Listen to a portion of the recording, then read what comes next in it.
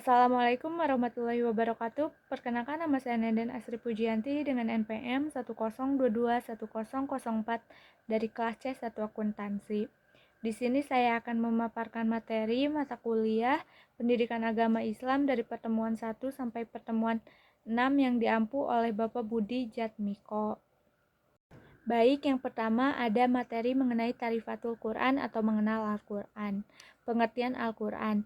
Al-Quran menurut bahasa berarti bacaan atau yang dibaca. Menurut istilah, Al-Quran adalah wahyu Allah Subhanahu wa Ta'ala yang diturunkan kepada Nabi Muhammad SAW melalui malaikat Jibril sebagai petunjuk bagi umat manusia. Al-Quran diturunkan untuk menjadi pegangan bagi mereka yang ingin mencapai kebahagiaan dunia dan di akhirat. Baik, kemudian ada 5 unsur definisi Al-Quran. Yang pertama, kalam Allah. Al-Quran merupakan kalam Allah Subhanahu wa Ta'ala yang disampaikan kepada Rasulullah SAW melalui perantara malaikat Jibril, meskipun kalam atau perkataan juga dimiliki oleh manusia dan jin. Malaikat bahkan hewan tentu saja kalam Allah Subhanahu wa Ta'ala berbeda dari kalam makhluk. Diturunkannya Al-Quran dengan bahasa yang dipergunakan manusia tidak membuat Al-Quran secara otomatis bukan kalam Allah dan tidak pula mencabut sisi ilahiyah dan kesucian dari kesucian Al-Quran. Yang kedua ada mukjizat. Al-Quran telah menantang manusia untuk melindungi Al-Quran dalam 3 tahap. Yang pertama, menantang mereka itu termasuk manusia dan jin, untuk membuat yang semisal dengan Al-Quran. Yang kedua, menantang mereka dengan 10 surat saja dari Al-Quran. Dan yang ketiga, menantang mereka dengan 1 surat saja dari Al-Quran. Yang ketiga, diturunkan ke dalam hati Nabi Muhammad SAW. Al-Quran diturunkan Allah Subhanahu wa Ta'ala kepada Nabi Muhammad SAW dengan berbagai cara. Yang pertama, berupa impian yang baik waktu beliau tidur. Terkadang wahyu itu dibawa malaikat Jibril dengan menyerupai laki-laki. Kedua, kadang malaikat Jibril menampakkan dirinya dalam bentuk asli atau dalam bentuk malaikat, lalu mewahyukannya firman Allah kepada beliau. Dan yang ketiga, kadang wahyu itu merupakan bunyi ganta. Inilah cara yang paling berat dirasakan beliau.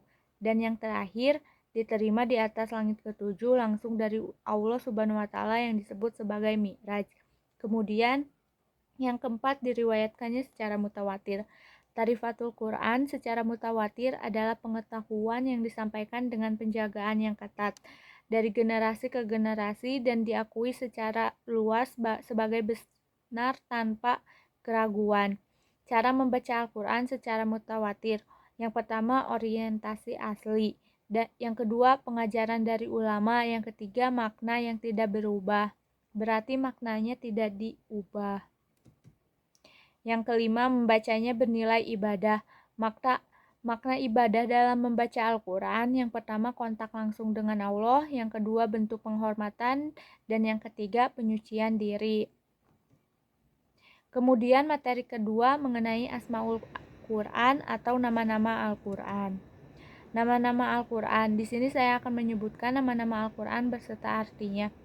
Yang pertama, Alkitab artinya buku, Al-Huda artinya petunjuk, Ar-Rahmah artinya rahmat, An-Nur artinya cahaya, Ar-Ruh artinya ruh, dan Asy-Syifa artinya obat, Al-Haq artinya kebenaran, Al-Bayan artinya penerangan, Al-Mau'idah artinya pelajaran, Al-Busyira artinya berita gembira.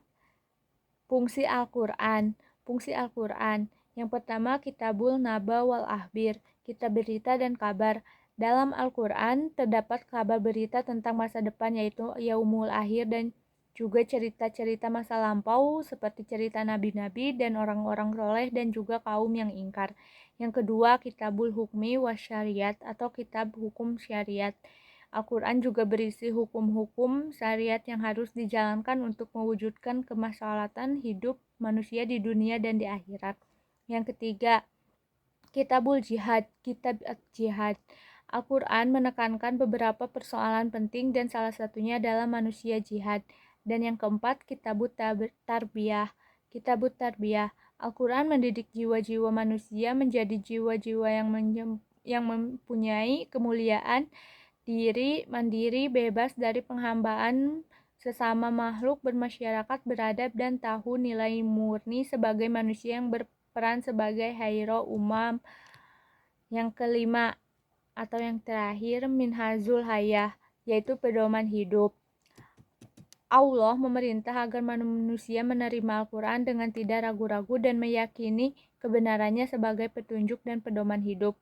Pokok-pokok ajaran yang terkandung dalam Al-Quran adalah sebagai berikut. Yang pertama, akidah, keimanannya. Yang kedua, ibadah. Yang ketiga, akhlak. Keempat, hukum. Kelima, kitab ilmu pengetahuan. Keenam, selalu menyebut nama Allah. Ketujuh, membiasakan diri untuk membaca. Kedelapan, selalu berusaha dan tidak mudah menyerah. Kemudian materi terakhir adalah muqtada al-iman bil Quran, yang artinya tuntutan iman kepada Al-Quran. Yang pertama ada berhubungan erat dengan Al-Quran, yaitu belajar dan mengajarkan serta membacanya. Yang kedua memahami dan mentaburi isinya. Yang ketiga melaksanakannya. Dan yang keempat menghafal dan memeliharanya. Adapun yang kedua mentarbiyah diri dengan Al-Quran, yaitu dalam literatur berbahasa Arab, kata tarbiyah mempunyai bermacam-macam arti, dari makna yang intinya sama mengacu pada proses pengembangan potensi yang dianugerahkan pada manusia. Setiap kita hendaknya bersungguh-sungguh dalam membina diri dengan Al-Quran. Yang kedua, tidaklah pantas bagi orang yang menyatakan dirinya beriman kepada Al-Quran jika tidak tunduk dan menerima hukuman-hukumannya.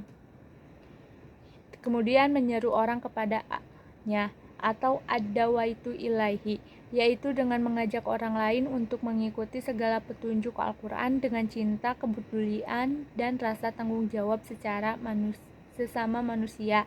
Dan yang terakhir adalah menegakkannya di muka bumi. Allah Ta'ala telah menyaksikannya kepada Rasulullah SAW, sebagaimana telah mensyariatkan pula kepada Rasul-Rasul sebelumnya untuk menegakkan agama. Sekian pemaparan materi dari saya. Mohon maaf jika ada kesalahan kata atau kurang jelas.